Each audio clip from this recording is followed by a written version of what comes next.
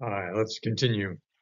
If you're new here, you can go to the trailer, and if you're lost, you could go to the table of contents. So oxcarbazepine, this was originally an anti-seizure medication, but it was discovered a long time ago that a variety of anti-seizure medications have mood stabilizing effects, particularly anti-manic effects, especially for oxcarbazepine. And so they're used primarily at that end of the mood spectrum.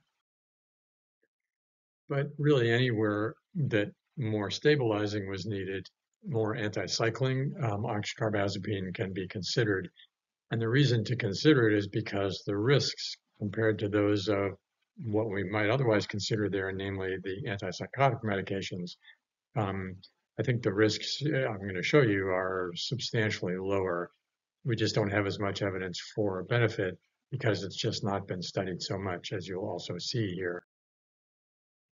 But thanks to a young research team in just last year, we have new data a little bit.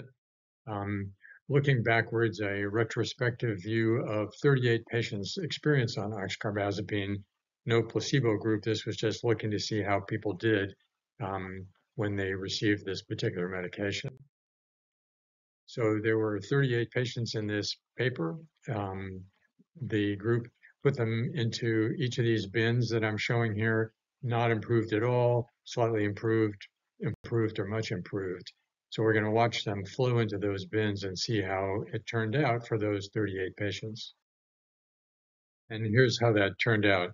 There are, as you can see over on the far left, 6 patients who were not improved at all. And then 8 patients who were a little better than that, 6 patients who were slightly improved, and so on across the graph until you are getting to the right-hand side where you can see people were, there were fewer, but they were getting much better.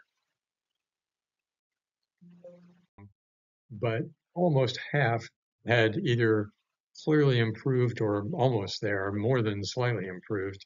And in particular, there's this 25%, a quarter basically, who really clearly were better.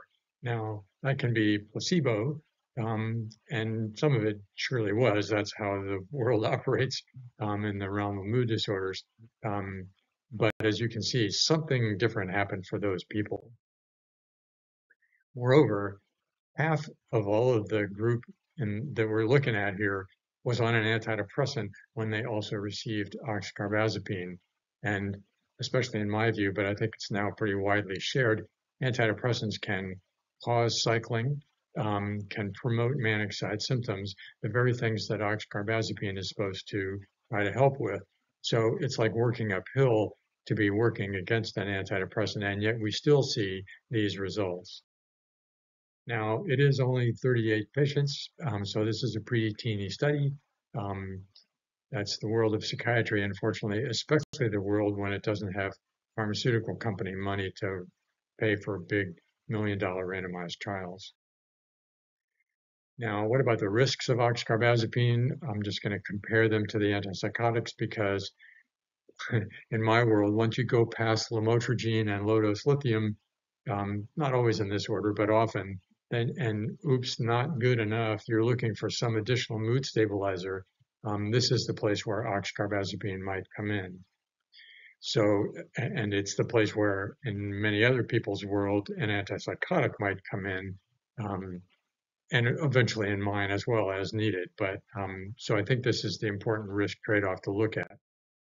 So first of all, people on oxcarbazepine can't use hormonal birth control because it has a drug interaction and interferes with the way estrogen and progesterone are handled in the liver. And it can make a birth control pill of that type ineffective. There's a severe allergic reaction somewhere between 1 person in 1,000 and 1 person in 10 times less than that, 10,000. This is sort of like the lamotrigine story. It's just an allergic response. People from Asian heritage are at greater risk and should have a blood test looking at a particular gene that they might carry, which raises this risk. Oxcarbazepine can lower your bloodstream sodium, which causes people to have like a headache and even some confusion. This has to be checked out with a blood test because if left untended, could lead to having a seizure. And finally, particularly if the dose goes up too fast, people can have side effects, particularly sedation, getting too slowed down by it. Now, compare the antipsychotics. There's a whole video about antipsychotics and their risks, and there are many different members of that family. But almost all of them, until we get to the very newest ones, carry a risk of causing weight gain, and that can lead to something called metabolic syndrome, as I've described there, which has its own problems.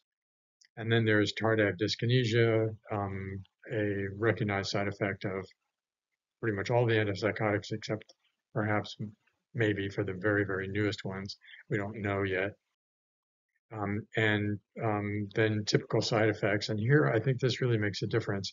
People can really feel when they're on an antipsychotic, they feel differently. And when oxcarbazepine is done right, the whole goal is to have 100% symptom control and 0% side effects. And I think that's more likely to be achieved with oxcarbazepine than with an antipsychotic.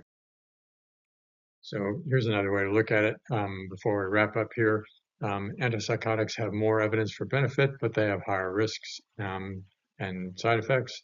Oxcarbazepine farther down, I just tend to go to the lower left-hand corner of that graph when symptoms are not driving us to consider the most likely to be effective, and instead we can prioritize the most likely to be manageable over a long period of time. And so, in summary, oxcarbazepine is definitely worth knowing about, I think, so you can compare it with the antipsychotics if those are needing to be considered. If you do this for an adult patient, you might expect some resistance from providers who may think that oxcarbazepine just doesn't have the power of an antipsychotic, which may actually be true, but maybe that's not needed.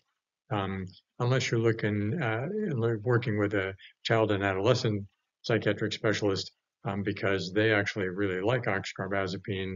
It's potentially less harmful in the long run, and can be used without a lot of laboratory follow-up, meaning blood test follow-up. So actually commonly used there. All right, then. Here are links to the antipsychotic video and the video about following guidelines and how I don't do that sometimes. Thanks for watching.